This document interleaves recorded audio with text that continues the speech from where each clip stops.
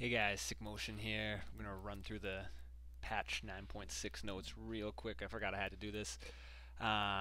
Skip ahead here. They made some changes to Kale that make her feel a lot more fluent, which is nice. They took off some of her just scaling stats. I think she scales well enough as it is, getting to level 16. Um, I think giving her a little bit of playability stuff like they did here is smart.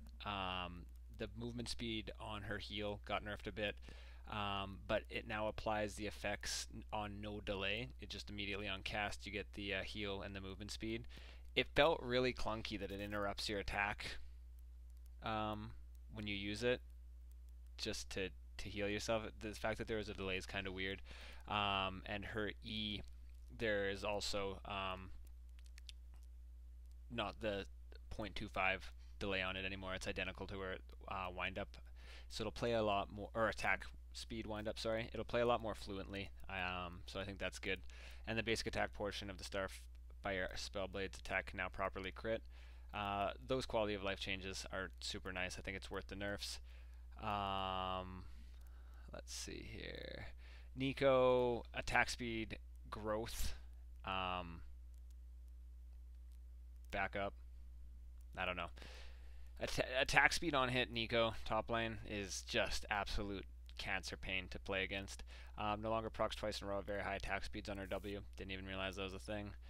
Ornn, let's see here. When the pillar is about to expire and you're charging, it lasts until the dash completes. That's a change they made in the past. Apparently didn't actually work. I remember playing Ornn and my pillars kept disappearing when I was charging, and I was like, sweet. But I guess it actually works now as intended. He got a buff on his W where it scales down in cooldown as you level it up. Urgot got quite a few interesting changes here. Higher mana growth, higher base mana, but changes here. No longer deals 10% reduced damage to enemies hit in the last 5 seconds on his passive, so it just does normal damage. His W no longer has the shield. The shield has been moved to his E, which now has let's see here. It has an attack damage ratio on the shield as well as a health ratio. So that's kind of interesting. And the cooldown on it's just been normalized to 14 seconds, so you don't have to kind of guess. And the mana cost actually goes up now that it has the shield. The ult has a longer range, a little bit more cast time,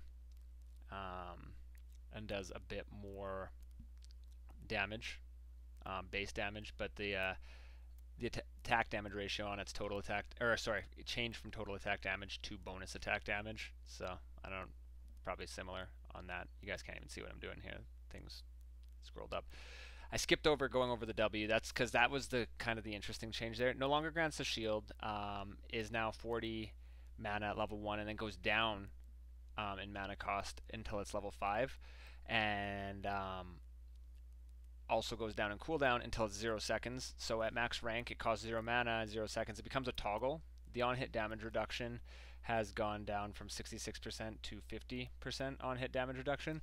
But with Urgot now, you can permanently stay in the W form where you lose that bit of movement speed, but you can constantly be shooting while moving. I think that kind of makes the character feel a lot more unique, and it'll be interesting to see. I haven't seen very many characters, or I mean, very many Urgots played today. The ones I didn't do that well. But it'll be interesting to see that. I think it makes the character feel a lot better to play, theoretically.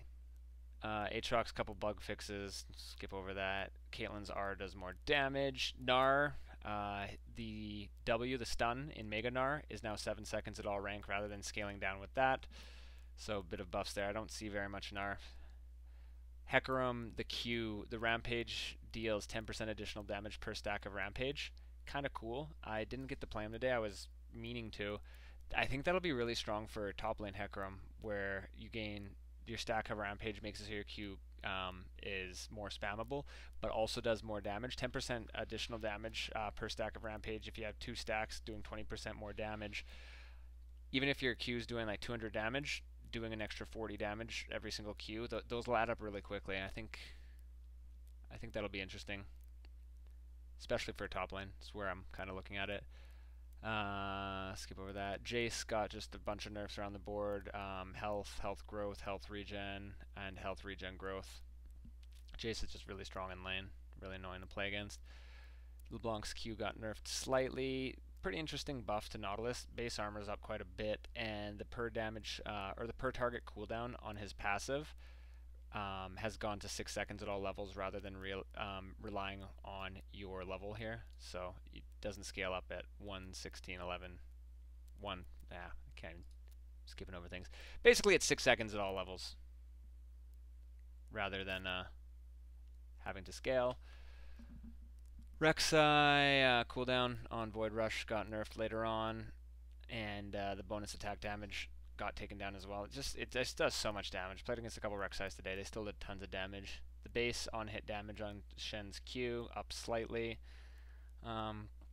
Silas nerf heal ratio, AP ratio is nerfed, and the empowered heal is also nerfed slightly.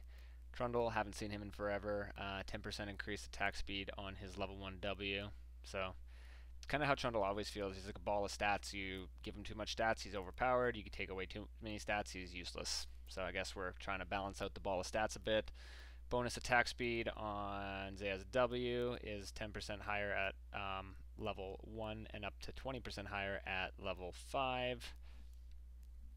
Zoe, thank God, got nerfed. The E, higher cooldown at all levels, as well as the slow got nerfed later on. And double tier Ezreal's broken. You can only buy 1 tier item now. Brawler's Gloves, crit is no longer unique. Minion Dematerializer got changed here. It only has 3 charges rather than 6, so you don't get as many free cannon minions out of it, but they up to the damage that it gives you, and it does activate a little bit earlier, so you can use it on the first cannon wave. Overheal converts 20% of the healing up to 100% still, but rather than being 40 early, so I don't know. All ADCs take overheal. I just really like Triumph from playing stuff like Olaf, playing like divers and whatnot, so I never use overheal, but there's not really many other choices when you're an AD carry, so it's interesting that they did that. I'm not going to go over all of the bounties changes here. Basically, they changed the way a bunch of the bounties worked. But before, you could ramp out huge bounties super easily, which kind of just, it made it so that once you got ahead, you didn't want to play aggressive because it's a super huge risk that you might end up dying and giving that bounty. But if you did play aggressive and did give that bounty, the games got really whipsawy, throwing gold back and forth. I know that you could end up getting like a 600 gold bounty by being 0-2 and just farming well for 5 minutes. So that's kind of out of here. Today I was 4-1 on Kassadin with 140 CS at like 15 minutes, so I was doing pretty well, and my bounty was like 250. Something reasonable. The bounties are a lot more reasonable now, where it's a little bit of extra incentive, but it's not like this massive like 1,000 gold bounty. Like, all right, our team's doing really well. All right, the enemy Vayne just got a double kill. That's not that bad. Oh wait, she got a double kill and got an extra 1,800 gold on it. Okay, she has a full rage blade. We lost the game. Like things like that. That huge whipsaw wasn't very fun to play. So I'm glad they did that. Change some.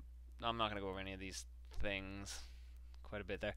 Oh, this was also the patch where they did the ranked reset. So, anyone Masters and higher got reset to Masters 0 LP, and anyone that was Diamond got brought down an entire division. If you were Diamond 4, you just got dropped to Diamond 4 0 LP, but everything else just dropped you down an entire division, but maintained your LP that you had. So, for example, I dropped from Diamond 3 92 LP to Diamond 4 92 LP. But then what ended up happening is I won a game, got into my promos, won the promos, and then I got promoted to Diamond 2. I skipped completely through Diamond 3, got promoted to Diamond 2. So I really don't know. I don't know. The rank system still feels completely wrecked. So I guess we'll see how that ends up going. And yeah, and then there's some new skins and stuff. So, wow, under 10 minutes. I actually managed to power through that quicker than normal, and impressed with that. Anyway, guys, thanks for watching. Take it easy, and we'll see you next time.